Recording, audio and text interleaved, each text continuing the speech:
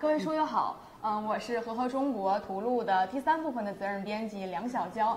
那刘管非常高兴今天能邀请到您。我相信呢，各位书友呢对孔子曾经说过的一句名言非常的熟悉，那就是“君子和而不同，小人同而不和”。其实啊，在我们和合文化的这个思想当中的精髓呢，就是要我们的世间万物不同个体之间的这样的一种协同，这样的一种统一的这样的一种发展。那么在我们这个展览当中呢，是如何通过我们的文物来展现我们和合思想的这样一个更加宏大的内涵的呢？接下来呢，就让我们的刘管帮我们介绍一下。是的，刚才小娇说的特别好，这个和而不同呢，是中华传统文化一个非常经典的理念。我们怎么通过我们的文物去体现这个和而不同呢？我们可以去展厅分2个单元去看一下。那我们都知道呢，这个礼乐制度啊，是我们中国封建社会当中呢，用来进行我们统合社会制度的一个非常重要的一种手段。那么在我们中国的文化当中，我们的礼乐文化有怎样的一个地位呢？那么接下来呢，请刘馆长帮我们做一个介绍。好的，这是我们展览的第3部分，叫和而不同的社会观。这社会观我们也是分了2个单元，也是讲社会的，先讲社会的和谐，社会和谐以后才能百姓安居乐业。我们现在从上而下来这种对，一直讲民为邦本嘛。所以这个第1部分，我们第1单元叫礼序乾坤，乐和天地，主要讲的是治理作乐。我们知道我们。一直讲我们是礼仪之邦，这礼乐是怎么回事呢？我们就通过我们展品来治理作乐，让大家来领会一下，了解一下。对，好。我们说治理作乐呢，有礼器，有乐器。那礼器到底是什么呢？我们知道。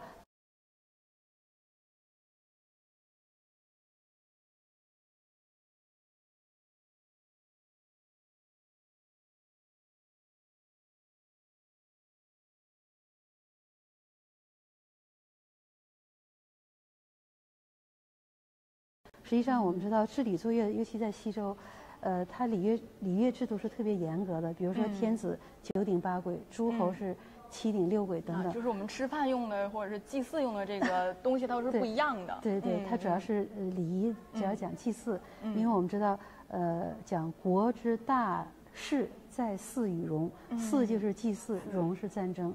所以我们看到现在商周时期，尤其西周最多的青铜器就是礼器和乐器。像我们前面这一排是7个鼎8个簋8个立，7鼎8簋8立，它是一套礼器。这套礼器呢，都是我们从河南三门峡国公墓地博物馆借来的，而且它都是出自一个国太子的墓。国太子，对，大家知道这个国家的名字叫国。对，这个国呢，你学成语应该知道，一个是唇亡齿寒，假道灭国。对，就是这2个典故就从这个国家来的。所以这个国太子墓地出的一套青铜礼器，有鼎有簋有立。我们一会儿可以看一下，它是那个从天子诸侯到大夫，它是不一样的。就是它的数量还没有到9，就是它可以判断它只是一个太子的一个墓，是吧？就是说它是那个还遵守礼乐制度的。后来我们知道孔子老是感叹礼崩乐坏，尤其到战国，尤其到战国时期，诸侯称王称霸，所以我们看有那个9鼎8簋。就是特别诸侯墓里出的特别多。除了礼器呢，还有乐器。乐器最多的体现呢，我们说编钟编磬。对，这个非常珍贵的。其实是我们在我们的六书当中呢，很遗憾是我们的乐已经散佚了。就是现在很多现代人不知道我们古时候的人听的音乐是什么样子，但是好在我们还有文物。对。除了刚才说那个贾胡骨笛之外，到因为那个是新石器时代，它是没有金属的。我们到商周时期有金属器，像这一套铜编钟。这是我们从河南考古研究院借来的，成组的编钟，然后成组的编磬，特别是这组编磬呢，可以看一下，这组编磬我们是从山东阳信县博物馆借来的，一套13组，从大到小，排列组合，因为我们知道磬嘛，它要敲击出声音，它有音阶，所以它一套就是不同的部位、不同大小的不同音阶。这套奇特在哪？它是一个县级博物馆的藏品。我们知道这个山东呢是齐鲁大地，孔孟之乡，所以挺羡慕吧？一个县级博物馆有这么完整一套编磬。齐鲁就是据我了解呢，它也是我们最开始是姜子牙它的一个封地。然后，但是我是觉得咱们这个石编磬能够流传下来挺不容易的，因为它的材质毕竟是石头，随着这个时间的流逝呢，它可能会有更大的这种风化的危险。但是能保存这么完整的一套，而且我们非常有幸能够在和合中国的展览当中能够看到它，是非常非常不容易的。是的。而且还有一个就是，保存好的比较完整的东西，一般都是墓葬考古发掘的。如果没有盗墓，考古会有更多更精彩的东西呈现给大家。好，是的。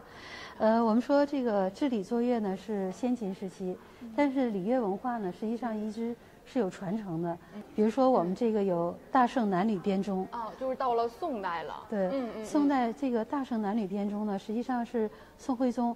我们刚才看了有他的千字文，他做皇帝不成功，有靖康之难，但是呢，他在这个做艺术家，是有很深造诣。对，这个大圣乐呢是当时宋徽宗做的大圣乐，当时的编钟有300多套，而且他这个编钟是仿古乐器，仿的宋代。就春秋时期宋国的一个编钟的样子，大家可以看一下它的样子和我们刚才看到那个编钟就非常像了。对，是不是感觉徽宗有一种复古的情怀？对，他还是比较崇尚这种就是西周的这种制度的这种传承。礼乐的是，所以这个是我们辽博馆藏一个传世的。那边呢有个是辽宁建平地区出土的2件大圣编钟，辉映了一下。对，非常棒。除了这个之外呢，我们可以看到这边就是有这件礼乐千年的一个，也是辽博书画的一个强项。我们刚才看了《诗经》鲁宋3篇，这个《诗经》周颂里的清妙之时，也是像连环画一样画出来的。这件展品的奇特之处在哪呢？它画的这个上面有祭祀的场景，我们可以看里边有钟，不是有鼎有立，就反映的就是说，其实它虽然是宋画。反映的西周的礼乐制度。这很多就是古人在忆古，古人在传承古代，然后流传到我们现在，我们现在人才知道西周的时候祭祀是一个什么样子。对，其实我们现在很多人说要生活要有仪式感，其实我们的祖先就开始传承了，有仪式感才会让我们更加尊重生活，然后给自己的生活增加不光是增加色彩，也是一个纪念，甚至是一个新的开始。你看我们古人就是非常会仪式感。是的，所以我们这个就是礼乐千年嘛，礼乐的传承，这是一方面。大家鲁布等等，大家可以慢慢去看。除了这个，我们说这个讲礼乐制度之外呢，我们刚才说了，你社会那个是讲的社会和谐有序，特别是那个，尤其乐器，我们最开始第一部分也提到，乐是一个声音。就是和谐，达到这个和谐的思想。只有社会安定和谐了，老百姓才能安居乐业。对。所以我们这个第2单元呢，就是民为邦本，和合共生。对。我们来从上层建筑来讲到我们的民间，开始接地气了。是。所以这个呢，我们讲民为邦本，它是我们知道，中国呢是传统的农业大国。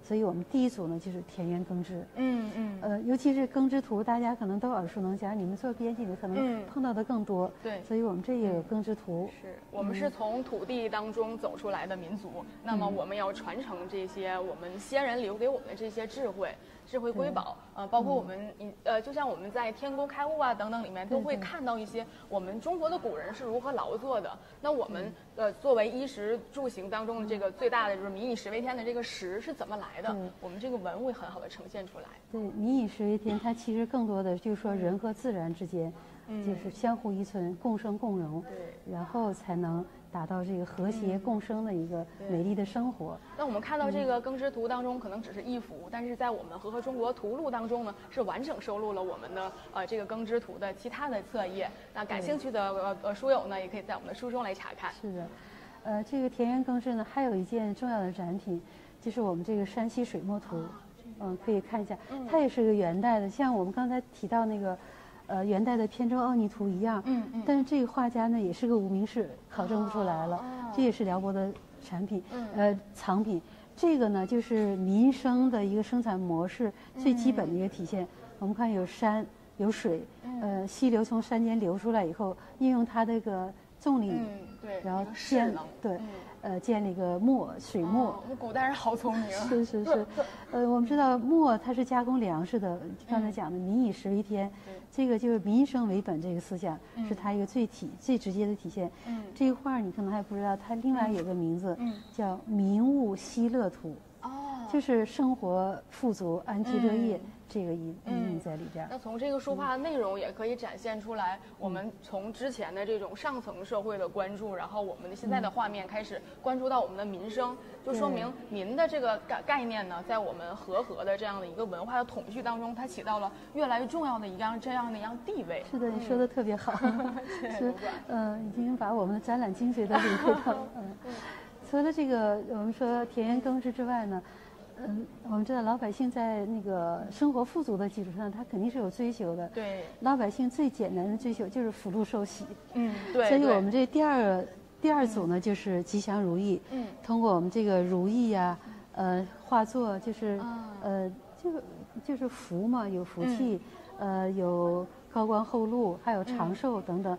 其实很朴质的一种民众的一种思想追求，对他们对美好生活的一种向往，古人的一种向往。那我们看看古人是怎么来表现这种向往的。你看这个如意谐音就是这种如意，器物也叫如意。我们后边还会有体现到如意，但这有件如意呢，特别给大家推荐一下。这个和亲王这个如意呢，它是由启功先生捐赠给辽宁省博物馆的，它是一个铜鎏金的，带着双喜的长穗上面还有文字。这个文字呢，我们看在图录上看得更清楚一些。在我们的书中可以看得更清楚。除了这个如意呢，我们看长寿的代表就是南极仙翁。对，南极老人呢，这有一幅画。四君子这样松树。你先看一下这画，不管他这个画作的水平，真是特别有意思的是，他是乾隆皇帝画的。就是御笔啊。我们知道乾隆爱各种画上爱题诗，到哪儿就愿意写字儿。对，就是我们好多就是辽博清宫散逸的书画里都有他写的字，但是画的画这也是挺难得的。画的是个南极老人，实际上他是给他弟弟画的。那刘馆其实就是说，我们随着我们展览发现，有很多文物是出自帝王之手，那是不是也是表现就是当时皇帝他们也渴望和与民间来形成这种呼应，就是说他更愿意以书画这种形式，然后把自己呢就是也是作为民间的就是人民其中的一份子，而不是说永远是高高在上，有他这种政治的诉求在里面。是我们说不管是帝王将相、平民百姓，他都是人嘛。人最基本的愿望，就刚才我说的，福禄寿喜，只要是做一个自然的人，他都有这样的意愿和需求。那这也是体现了像我们这单元的一个主题，就是和而不同，就是在我们这个社会当中有各个阶层士农工商，但是我们都会有这种对幸福生活的这种向往追求，然后也都可以通过书画呀、艺术这种形式来表现自己。这也是说我们不同里面在一个大的一个框架下的一种和谐。是的，是的，然后这边呢，我们还有一些就是一说和合。大家可能老想到这和合二仙寒山拾得，我们也有一幅它，但是它在整个我们宏大的和合文化的向上的这样一种，就是我们说最直观的一个诉求，就是要高兴。对，就是我们中国古人，其实大家了解我们中国历史都知道，其实我们中国走到今天其实挺不容易的。我们战胜了很多自然的困难，然后包括征战，我们形成了这样一种统一的文化的认同，然后在这种统一文化认同当中，还能够体现个人的价值、个人的不同，这个就是非常难得的。是的，是的，和而不同。这个柜子里的展品呢，有一件是大家特别喜欢的，而且特别喜庆。眼睛会看到红色，就是这个刺绣的寿子，这个寿子，它是刺绣的，它这是一个近代的作品。如果仔细看呢，它里边暗含着八仙。你看那个铁拐李最明显，拄着拐棍儿，一条腿儿，那个腿翘起来，然后这右边这个的那个就举着篮子的蓝采和，就是八仙，因为也是一个吉祥。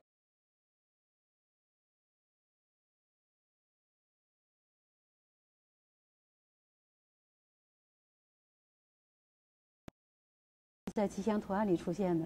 它和寿字组合在一起，表达老百姓就最直观，我们说最接地气吧。它的一个医院，一个精神的寄托，东八仙。所以这一般我就观察展厅里的观众愿意在这拍照的比较多，特别多，对自己也是一个美好的祝福。是的，是的。除了这个如意这个最简单的表达之外呢，我们还有花好月圆。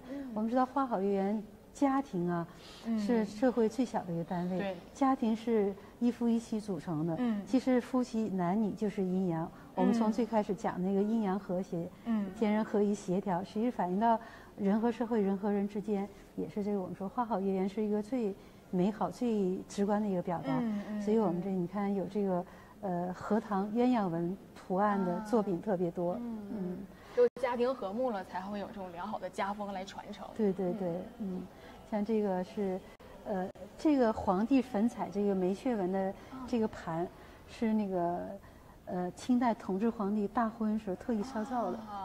这个非常有纪念意义。对，就是皇帝的婚姻，平民百姓的婚姻。你看这个透雕的青玉鸳鸯，因为我们知道鸳鸯代表夫妻美满嘛，和谐。对，就从上至下，刚才也讲了，从帝王将相到平民百姓，都是共同的，对，都是一样的。对对，像这荷花鸳鸯，一看这题材就知道是婚姻美满的一个象征。包括这件。张大千的定地图，张大千画的也是。对，大家知道张大千血战古人，才有今天这样的一种艺术成就。然后就是他，但是我也是觉得挺好奇的，他能画这样的一个主题。他这个就是看上去特别好像是对自己的一种祝福。对，其实他就是夫妻同心，形影不离，白头偕老，这个美好的寓意。所以这并地图，这是一个。除了之外，还有一个重量级的展品可以看这一件。我们来看看这一件。这件呢是明代皇帝朱瞻基他画的。朱瞻基，大家可能熟悉，就是那个电视剧《大明风华》里面对出现过。而且朱瞻基可能那个名字不是特别熟悉的话，如果说宣德，很多人都知道，这就是宣德皇帝他画的一个那个万年松，其实就是松嘛，松树长寿的象征。而且他这个松寿图就是奇特在哪儿？一般树我们是像画立轴。画树可能是比较好去表达，整体的是一个竖条的这种形状。但是他画的是手绢。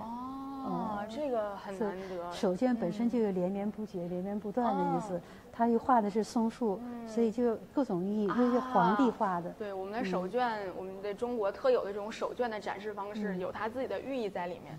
而且看我们前面的款，它应该是为他的父亲来画的，祝福一种祝福的寓意在里面。所以这个帝王的说法，刚才一直在讲，帝王将相，平民百姓。对，其实精神追求是一样的，就是还是和而不同。和而不同，对，非常应和我们这一单元的主题。对，我们最后一个主题呢是这个都市繁华。我们到刚才一直在讲个人，个人的追求也好，个人的意愿也好，但整体我们说人是在社会里边生活的，人在社会里边有乡村有城市，城乡结合。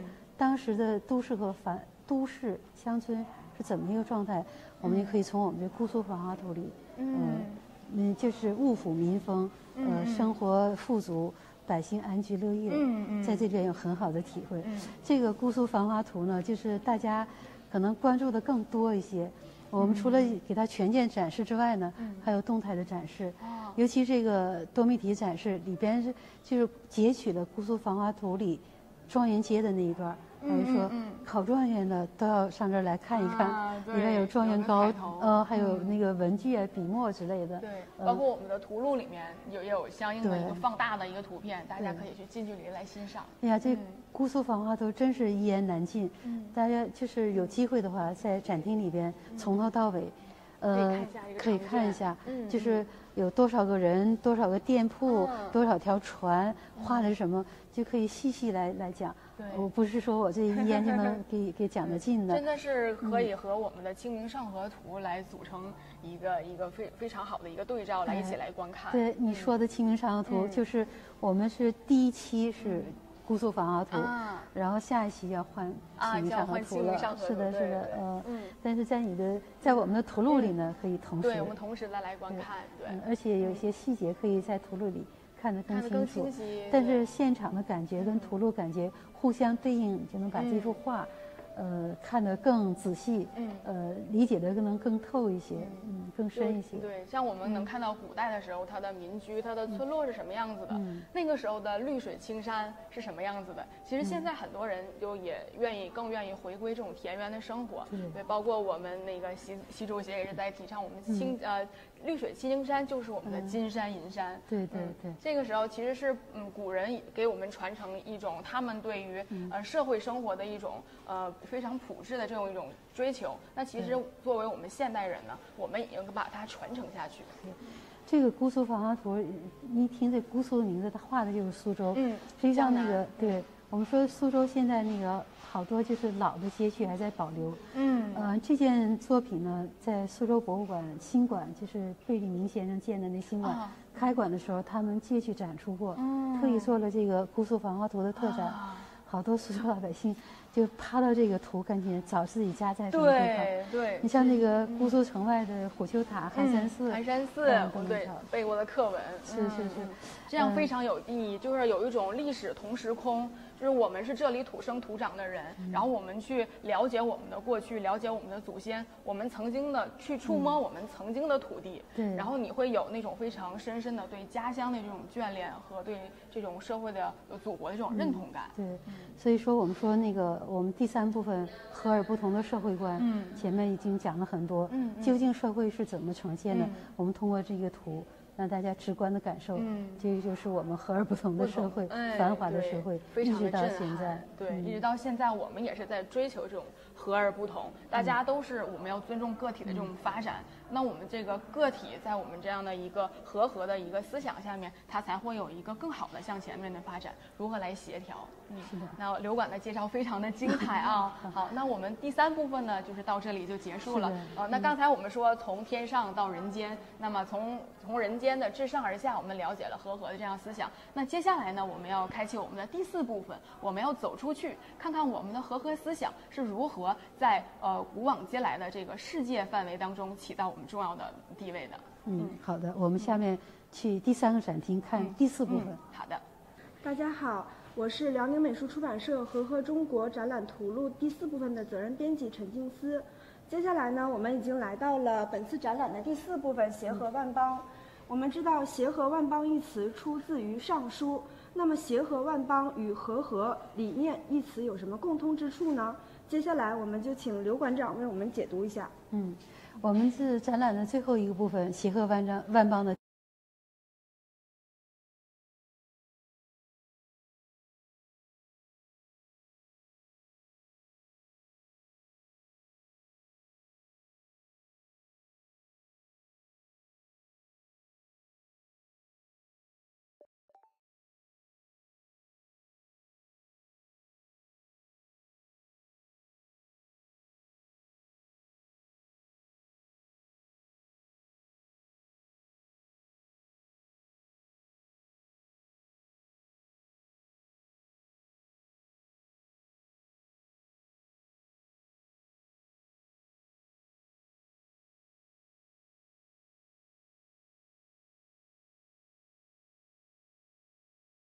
今天这个协和万邦呢，我们去展厅看一下。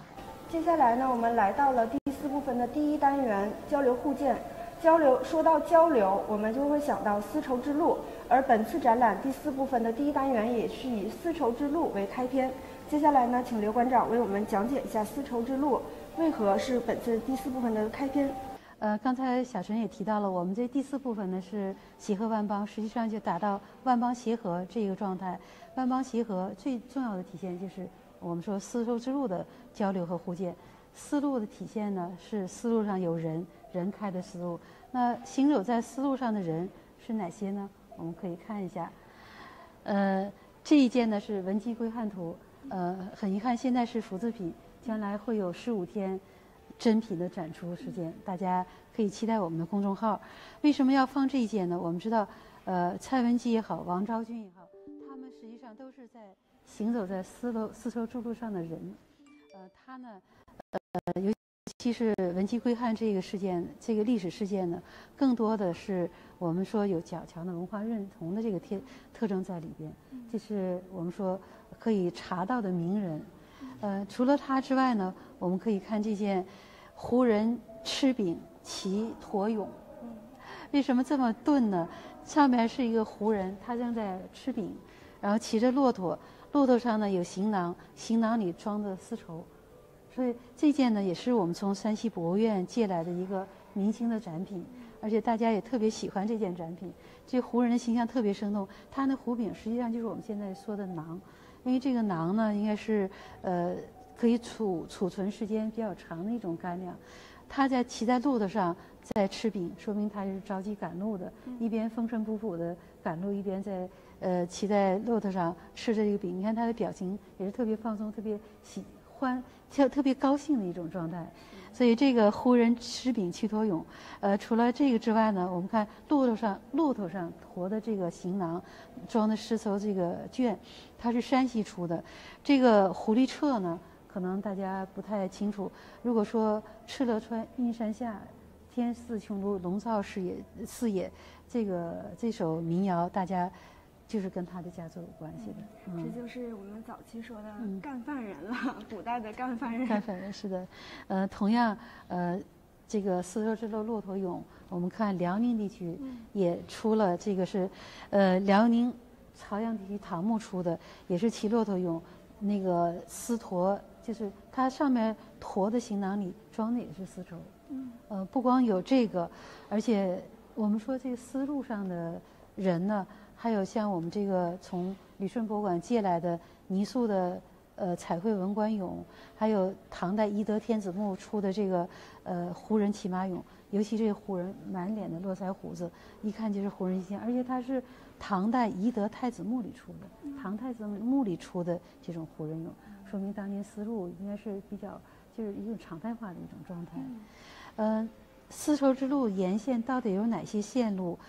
都有哪些名胜古迹是要我们了解或者我们耳熟能详的？我们特意做了一个移动电子屏，大家可以看这个。这也是一个我们这次展览，信息化、数字化一个高科技手段，给大家呈现出展柜里表达不完的这个展览的内容。我们看它这个为什么叫移动滑轨屏呢？我们选取了丝绸之路上的几个点，最东端呢是我们辽宁朝阳3元时期叫龙城，最西端呢是意大利的罗马。为什么叫移动滑轨屏互动呢？我们可以看一下这个罗马、雅典、伊斯坦布尔，一直到朝阳、西安。比如说我们点一下楼兰，点这个，它这屏幕就移动了，它会停靠在楼兰这个地点。然后楼兰都有什么东西？我们再点它这个，马上就到楼兰了。它这个线路图跟这屏幕上的是重合的，是一样的。楼兰到了，到这一站。首先，楼兰故城遗迹是最有名的，楼兰的代表。然后除了它之外，还有什么呢？楼兰，我们再点一下这个。比如说有尼雅遗址、小河墓地，那个公主木版画。特别是五星出东方立中国这个锦户伯，所以我们可以点一下它。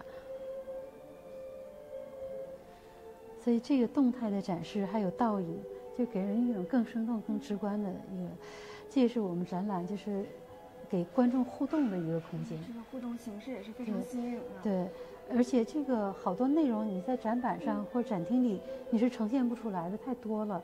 所以在这里边蕴含万物。为什么我们叫协和万邦呢？万邦它有好多就是不同的地点嘛，所以怎么来体现它，这是一方面。这是特别有意思的，观众也愿意在这儿看。我们刚才看的是骆驼俑，骆驼代表的是商队，商队它肯定要带货物。除了丝绸之外呢，我们可以看它有草原丝绸之路、陆上丝绸之路、海上丝绸之路，它代表的器物是不一样的。比如说我们看这些动物型的造型，一看就是跟草原有关的。我们首先会看到的就是在这里有一件对鸭形玻璃器，这个应该是我们辽国的镇馆之宝之一了。对。然后你看的特别准。是这个鸭形玻璃器，它应该是动物造型的玻璃器，是现在中国只有一件吗？是的，不光是中国一件，完全一样的东西，世界上没有第二件，就是这一件。而且它有明确纪年，是415年的，在辽宁北票，北燕冯素福墓地出的。这件呢不是国产的，是罗马玻璃，通过丝绸之路来到北燕的冯素福，这个最后是在他墓地里发现的。而且在冯素福墓地里，不光是发现了这一件，一共有5件玻璃器，我们后边还会看到一件。除了它之外呢，就是我们刚才看那个移动的滑轨屏最东端的起点是朝阳，朝阳当时在北燕时期叫龙城。除了这个之外呢，丝路沿线我们可以看到有甘肃出土的东罗马鎏金银盘，还有这个宁夏出土宁夏固原的这个鎏金人物故事纹的银瓶。因为上面不管是上面那个胡人头，还是中间瓶子上的人物，都是一个胡人的形象。除了这个之外，还有长沙窑跳胡腾舞的人物形象，包括我们刚才提到的5星出东方利中国。但是很遗憾，就是它目前展品还没到。这件文物似乎也是中国首批禁止出境展览的文物之一。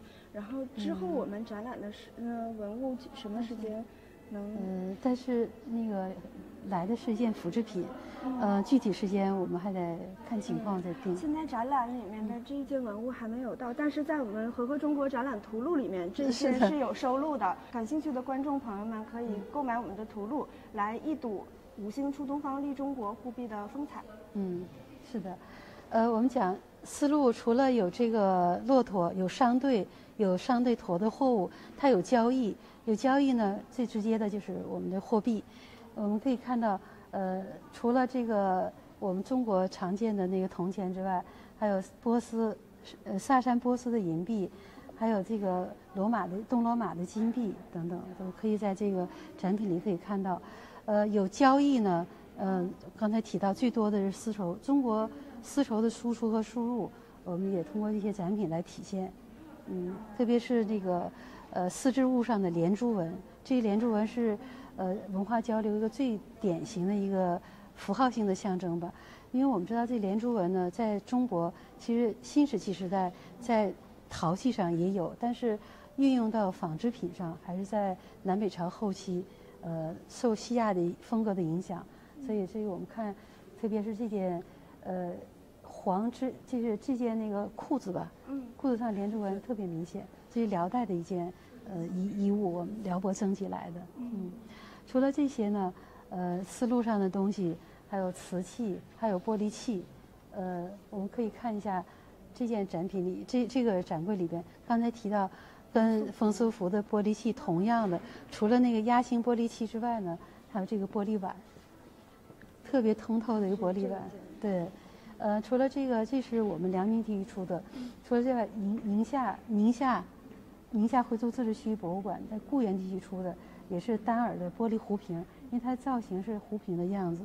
除了这个之外，我们辽宁地区辽代还有这个丝绸之路来的玻璃器，玻璃、丝绸，那个还有金银器，同样的。这个手裂纹的金方旗，尤其是这个手裂纹，就丝路一个特别明显的特征。看我们展板上有出土的各种玻璃器，就是我们说那个要让观众了解我们丝路文化呢，除了这个器物之外，因为器物不可能包罗万象，全都收集起来，所以有些辅助展板可以看一下。另外值得大家观赏呢是这件石刻的胡旋舞的木门，对，这是宁夏盐池县出土的，这个是实木门刻的这跳胡旋舞的2个人物特别形象，一直只要是看到这个就是一直有观众或者是我们同行问，你觉得这2个跳胡旋舞的人是男的还是女的呢？那你看我说那肯定是男性，那为什么腰这么细？所以这都是一个趣话。但是这胡旋舞确实跟丝路跟粟特人有关系的。我们知道历史上最有名的跳胡旋舞的人，知道是谁吗？这个真不太清楚。安禄山吗？安禄山那个就是记载他身躯肥胖肥大，但是跳胡旋舞的时候特别轻盈，深受杨玉环的喜欢。就是这个历史上有名的人物。其实安禄山跟辽宁还是有关系的。他从我们说辽宁朝阳是丝路的东端。除了这个交流之外，我们还有互鉴。互鉴我们值得一看的这个画呢，刚才也打了个伏笔。赵幕府有他的大字，还有张潮，他有画，就是这件红衣西域僧图卷，画的这个僧人一看就是西域人，高鼻深目，满脸的络腮胡子，关键是他这个怡然自得那个神态，他不光像上有背光，你看旁边有2朵小花，前面有2个我们说的塔拉板。但是就是说这个赵幕府，因为我们知道是元代的画家画的西域僧人，肯定是他要见过他画的这个形象，就是我们说来往丝路上的，不光有商品和贸易，还有文化的一个交流互鉴。除了这个之外呢，我们可以看到，跟丝路有关的，简直就是包罗万象嘛。我们说单独的丝绸之路都可以做一个单独的展览。我们是把这一个单元要呈现这丝路文化，还有包括它的海上丝绸之路、陆上丝绸之路、草原丝绸之路、茶马古道等等。所以我们看这个小组呢，就体现在我们在丝路上发现的文字。像回鹘文、龟兹文、去卢文、延齐文，还有包括我们这个西夏文，这是我们从宁夏贺兰县佛塔里出的。我们知道西夏文已经是一种死文字了，但是有这个西夏文的木雕印版，可以对它的文字有个直观的体现。这个大家肯定是在我们辽宁省博物馆看过，这是叫金步摇。金步摇其实它是那个慕容鲜卑从草原南下到辽宁龙城这个地方，他带过来的。我们看从展板上可以看，两河流域这种摇曳装置，一直到朝鲜半岛、日本列岛都有这种，说明文化是一个交流传承，沿着这条路线有个传承的过程。所以我们讲这个协和万邦，万邦协和嘛，就是通过丝绸之路来体现。除了这个之外，像这个我们说这个来通杯。这个来通杯实际上就是这个像个牛角形的牛角杯，原来我们也给它叫牛角杯。这个唐三彩的角杯呢，就是辽宁朝阳地区出的。其实来通杯最早呢是希腊人饮酒或者祭祀用来的，传到中国以后就慢慢变成了这个样子。像这件是那个我们馆藏的元青花的松竹梅纹的八棱罐，为什么要放这件呢？我们知道元青花的原料呈青色的这种骨料叫苏麻离青，它是域外传来的。是的。我们看旁边这个我们说的横都斯坦玉，这是乾隆皇帝特别喜欢的一种玉器，就是横都斯坦印度北方、印度北部，所以它这个玉我们知道中国玉器是源远流长的，它用这种装饰的这种图案，也是跟我们说交流互鉴是有关系的。所以这部分呢是我们说的交流互鉴，然后我们说这个中国理想的状态天下大同这种观念，我们怎么体现呢？从2幅地图，一个是我们从南京博物院借来的《昆舆万国全图》，一个是我们辽宁省博物馆藏的利玛窦的2仪选览图。因为这是清代的，那是明代的。这个南京博物院这《昆舆万国全图》应该是现在最早的彩色的世界地图。这个地图最有意思的在哪儿呢？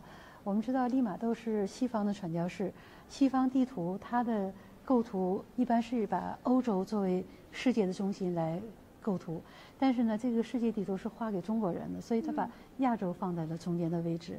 就说现在这个我们世界地图一直是延续下来这个明代这个构图的原理，而且这个地图上呢，就是明代还没有发现澳大利亚。这个是清代的，那是明代的。这个南京博物院这《昆舆万国全图》应该是现在最早的彩色的世界地图。这个地图最有意思的在哪儿呢？我们知道利玛窦是西方的传教士，西方地图它的构图一般是把欧洲作为世界的中心来构图，但是呢，这个世界地图是画给中国人的，所以他把亚洲放在了中间的位置。就说现在这个我们世界地图一直是延续下来这个明代这个构图的原理，而且这个地图上呢，就是明代还没有发现澳大利亚，所以地图上你是看不到澳大利亚的。同样以它为蓝本做的这个两仪旋览图也是没有澳洲。所以这个两个地图很难得啊，两个世界地图跟利玛窦都有关系的这两幅世界地图，一个来自南京博物院，一个来自辽宁省博物馆，同样在展厅里来呈现，其实也是一种我们反映的天下大同，这个万邦协和这么一个策展的思路。当然了，地图在展厅看是一方面，我们在图录上看可能有更多更细的、更细节、更清楚的细节。对，所以这个是我们协和万邦主要是以丝路为主题的一个单元。第二个单元呢，我们是下一个单元叫“于古为新，美成在久”。这个单元呢，我们主要是体现从古至今的一些美好的事物和美好的记忆，一直有传承到我们现在今天呢，一直在享受，共同来享受这个美的成果吧。比如说我们这有一组叫西翼东洋，其实这一组呢主要是用景泰蓝来体现的。为什么用它呢？大家可能一说景泰蓝啊，那知道那是我们国家的就是那宝贝。实际上景泰蓝这种工艺呢，最早元代的时候是从阿拉伯地区传入的。所以其实辽博现在还有一个珐琅的展览，那也特别精彩。这个看我们从明代的这个三足炉，一直到近现代的那个就是可以当国礼送的这种景泰蓝这种工艺，所以这就是体现我们这个主题，这种美好的事物、美好的东西从古传承到现在。因为知道景泰蓝现在已经是我们国家非物质文化遗产，后边那个景泰蓝现代那个大瓶儿什么都是我们国大师做的一些工艺品。这是从景泰蓝这一组来体现。然后第二组呢，我们从这个丝织品。我们知道这个辽博呢有缂丝刺绣，是我们除了书画之外，有名的一些藏品。我们看这一件，这是元代的织锦，叫其实就是百鸟朝凤仪凤图，中间是一个凤凰，周围是那个好多不同种类的鸟，其实也是反映了一个就和谐共生的一个主题。这种纺织品，因为我们说元代的织锦，它有些工艺也是外边传进来的，包括这个缂丝，缂丝其实是西方的刻毛技艺传到中国以后，我们就是到现在为止，苏州一直有缂丝工艺的存在。我们看这件缂丝是宋代的缂丝紫鸾雀谱，这个紫鸾雀谱指它的图案，这个工艺呢是缂丝。缂丝我不知道你了解多少。这个缂丝呢，实际上它是一种那个纺织的工艺。我们知道纺织有经线有纬线，它来回交织穿梭，形成不同的那个织物，绫罗绸缎。但是缂丝呢，它叫通经回纬。为什么叫通？它经线是一条直线，无数的经线，这是不动的。纬线呢，就根据这图案，比如说这一段是这个红色的花，然后织到这花边的时候，它纬线要回过去，它并不是一直织到头，所以这样来回穿梭形成了这样的图案。所以缂丝织造起来是非常费劲的，并不像织布嘛，纬线经线的来回这么去穿梭就特别容易。所以它这个我们叫一寸缂丝一寸金，它也叫织中织胜，就是它是工艺特别复杂，而且制造一寸缂丝要花费很长的时间。像这一批是宋代的缂丝，能流传到至今也很不容易，这么大一幅。宋代制造这个缂丝呢，主要是用来做书画的包手，做书画的材料。我们有整匹这一件，也很难得。对对。除了这个缂丝呢，我们看后边还有一件我们馆藏的南宋的缂丝精品，我们可以过去看一下。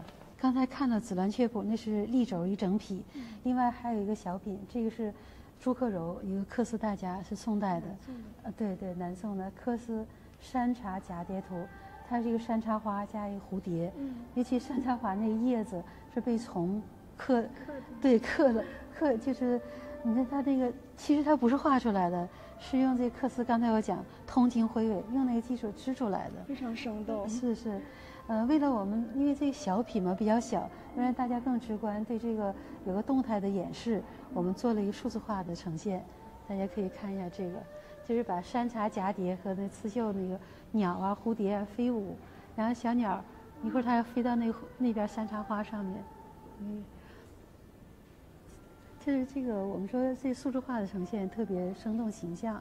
除了这个之外呢，在下边有一可以摸摸看，摸摸看呢，就是说，我们老说绫罗绸缎、缂丝、刺绣，到底什么是真丝，什么是缎子，什么是，你就可以去触摸一下。像这是缂丝，刺绣，现代那个真丝缎等等，你看有的摸的比较脏，说明是深受受观众欢迎的，你看这个缎、罗、绸和那个锦，从那个尤其是这个花罗和花绸，你是看不出就是看不出有什么区别，就用眼去看，但用手一摸是感觉是不一样的，可以去摸一下，绸好像会更细腻一些，对，因为它罗嘛，我们知道罗纹织物肯定是要比它要有手感更强烈一些。这是我们说的这个缂丝这个丝织品这一方面，除了景泰蓝丝织品，我们讲这鱼骨维新、美成载酒，之外呢，最重要的一个部分，我们说跟奥运有关。我们知道08年的奥运会和我们今年的2022年的冬奥会。它呢都是从我们古代文物上吸取好多这个元素，比如最直接的奥运会的金牌，08年奥运会金牌，我们说金镶玉，这里边那个镶的玉璧，玉璧呢我们知道从新石器时代就有，我们可以看这个古今合璧，就是我们知道玉呢是以玉比德，是中国人一个美好的一个表达，然后把它放到奥运金牌上。除了这个之外呢，刚才我们也看到了这个如意，实际上呢，我们说今年就2022年冬奥会，它那个滑雪大跳台，它的形状就跟我们的如意的形状是很相似。尤其看这图片，就说如意演变成从厅堂的陈设演变成我们这个奥运的场馆的造型，也是一个美好的意义在里边。除了这个之外呢，我们看这边的这个滑冰运动员他的服装，下面有个青绿山水的画卷。他的服装其实就是青绿山水。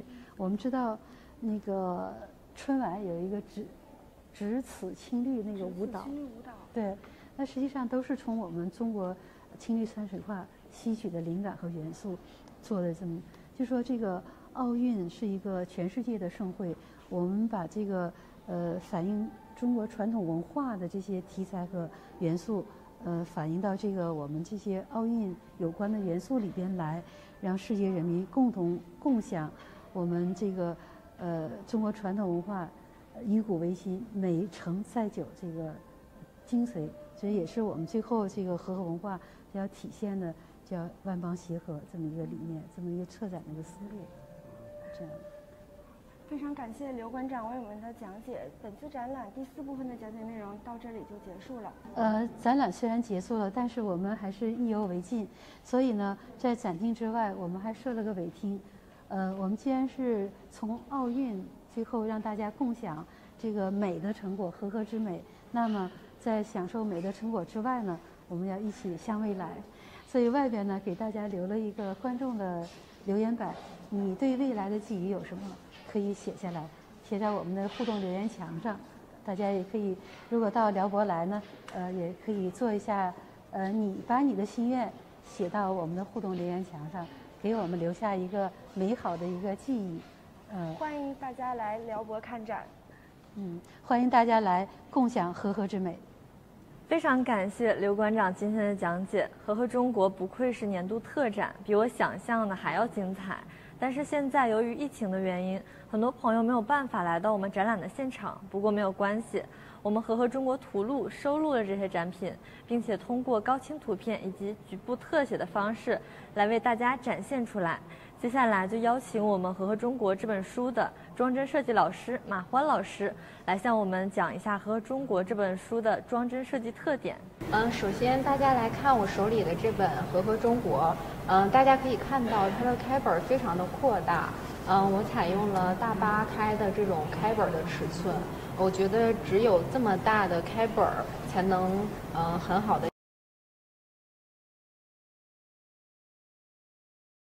中国国特展的内容。首先大家来看我们这个封面，采用的就是这个深的靛蓝色，搭配着我们这个珍珠白。我的整体这和合中国的颜色都是根据这2种颜色来穿插在这本图录当中的。大家首先可以看到这个下面的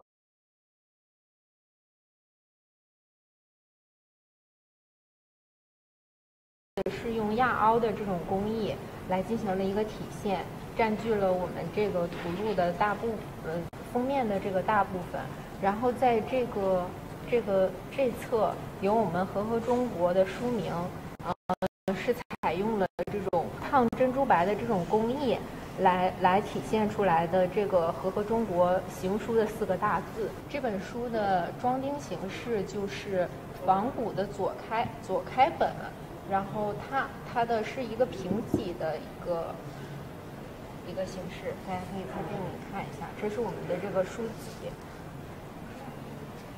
然后我们打开里面，外面就是主要都是这个蓝色，然后我们里面就是采用了这种还是珍珠白的这种颜色。